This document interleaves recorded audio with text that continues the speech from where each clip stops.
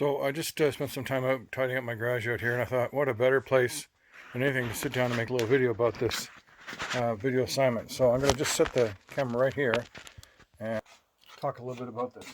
So in class on this coming Tuesday, February 2nd, Wednesday, February 3rd, and Thursday, February 4th, we're going to have the big discussion about your group video project.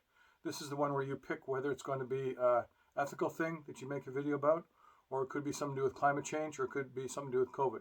Now, part of your mark, in a sense, is sort of testing you or causing you to think of a good idea, not necessarily me telling you everything about how to do it. I want to give you a lot of assistance, and I want to help you by showing you some examples of what last year's students did. But to some extent, you've got to prove to me that by fourth semester, you can get in a group of 4 or 5 people and come up with an interesting idea, because that'll be part of whether I decide to give you an A or an A+. You know, did you come up on something on your own, or did I have to sort of tell you at each little tiny step? So what's going to happen tomorrow in the Tuesday class and the 2 Wednesday classes and Thursday is I'm going to go down the class list in groups of 5. So it'll be the first group, all the group 1s in group A, and then group B, and I'm going to ask one person from each group. I'm going to say, so, how was your week? Did you have a chance to get together with the people in your group? Because that's the most important thing, is can you get together with the people in the group on your own? Because I'm going to send out an email to every group with the names of the 5 people in the group. There's a couple that are 6. So that you just doubly, triply make sure that you know who's in your group. And then I'm going to say, so, give me a sit rep. Give me a situation report. Tell me what progress you've done so far. Meaning, have you got a choice as to whether you're going to do an ethical thing, or a COVID thing, or a climate change thing? So if you picked an ethical thing, what did you pick? Did you pick about voting in some country during elections? Did you pick about some company that was corrupt and polluting?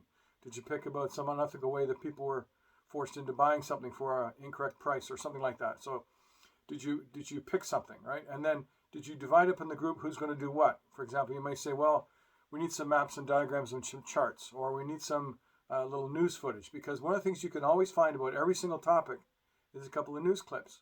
And just do some screen capture video software to just take, maybe 2 seconds or 5 seconds of some news report that you can use in there.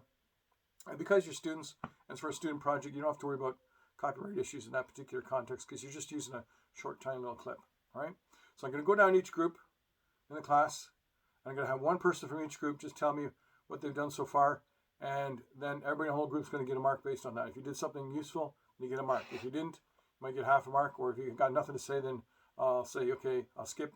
I'll come back to you at the end of the class and see if you had a chance to chat, in between our conversations in Zoom, and go from there. All right? Now, it just occurred to me that I should maybe give you a little bit more of assistance in thinking about COVID topics. There's a number of different things that you can talk about in the context of COVID. You could talk about how COVID is affecting business, meaning shopping, right?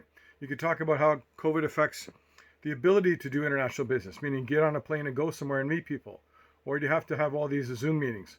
If you can't meet someone face to face, is that a big impediment to being able to do business? Because always when we talk about international business, it usually means somebody getting on a plane, going somewhere, meeting someone, establishing contact repeatedly over a period of time, et cetera, right?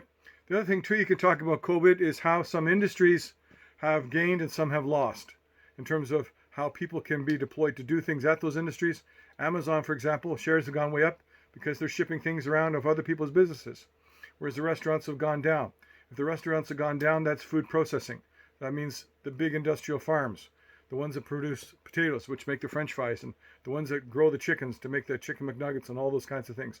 So there's many aspects of COVID that affect business all around the world, whether it be delivery services or accounting or finance or marketing services, the type of commercials that we run. You can always tell a new COVID commercial because people got masks on them in the COVID commercials, versus the old commercials don't have masks on the actors in the commercials. And there's many other things too related to rules and regulations about the vaccine and how the vaccine rollout is being done in Canada, and the fact that the Canadian government seems to be losing ground compared to other countries about getting some of the European vaccines. You can also talk about some of the political groups in the United States, about the anti-maskers and the people that are very politically robust about championing why they don't have to wear a mask, and how that may or may not be the same in Canada, and how that affects business in terms of people traveling and so on.